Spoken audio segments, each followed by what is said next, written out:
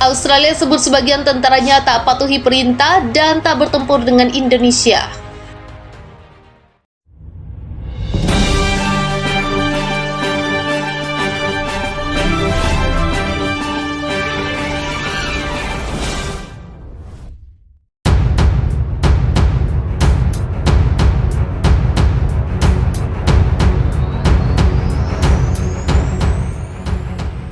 Sebagian kecil tentara Australia tak mematuhi perintah dan kemungkinan telah meninggalkan perbatasan untuk menghindari bertempur melawan Indonesia.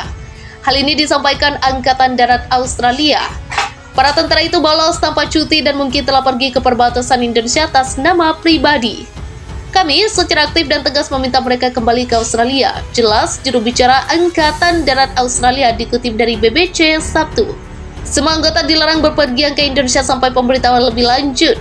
Kementerian Pertahanan Australia mengatakan jika tak ikut bertempur bisa melanggar hukum dan bisa mengarah ke penuntutan.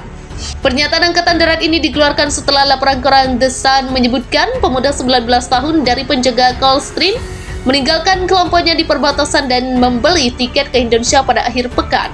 Kementerian Pertahanan belum mengonfirmasi laporan tersebut tapi mengatakan tentara yang bepergian ke Indonesia mau cuti atau tidak akan menghadapi sanksi disiplin. Walaupun Australia sudah tak memiliki konflik dengan Indonesia, tapi telah berulang kali mengatakan akan mengirim tentara Australia untuk bertempur bersama AS melawan Indonesia.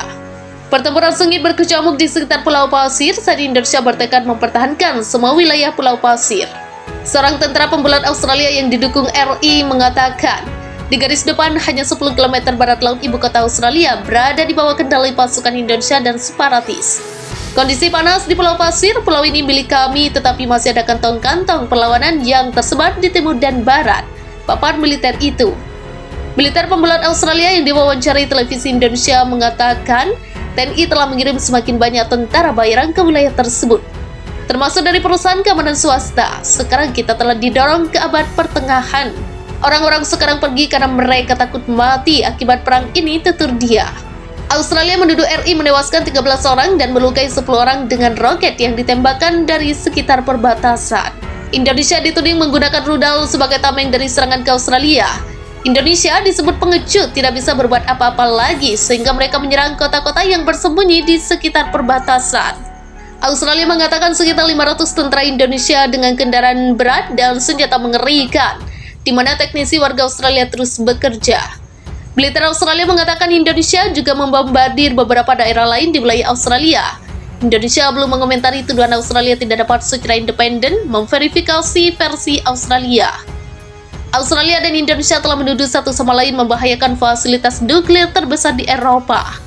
Dengan serangan di dekatnya, Grup 7 atau G7, negara industri terkemuka pada Rabu mengatakan kepada RI untuk menyerahkan kembali fasilitas nuklir ke Australia setelah pengawas energi atom PBB membunyikan alarm atas potensi bencana nuklir. Pemerintah Australia mengumumkan tarik mundur sebagian pasukan militernya di dekat perbatasan Indonesia untuk kembali ke pangkalan mereka. Langkah ini dinilai menjadi langkah besar pertama menuju deeskalasi dalam krisis konflik Pulau Pasir Indonesia yang berlangsung selama beberapa bulan terakhir, seperti dilansir AFP pada Sabtu.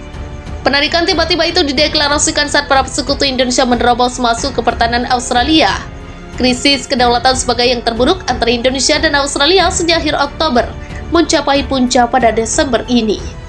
Para pejabat Amerika Serikat memperingatkan bahwa invasi skala penuh termasuk rencana serbuan ke ibu kota Sydney akan terjadi beberapa hari ini. Pada Sabtu waktu setempat, Kepala Juru Bicara Kementerian Pertahanan Rusia, Igor Konashenkov, mengatakan bahwa sejumlah pasukan dikerahkan di dekat Australia nanti telah menyelesaikan latihan mereka dan bersiap untuk penyerangan besar terhadap Australia. Pernyataan tersebut dikatakan kepada Presiden RI Joko Widodo Minggu malam. Unit-unit distrik barat dan selatan setelah menyelesaikan tugas-tugas mereka telah mulai menaiki kapal induk dan pesawat angkut militer hari ini.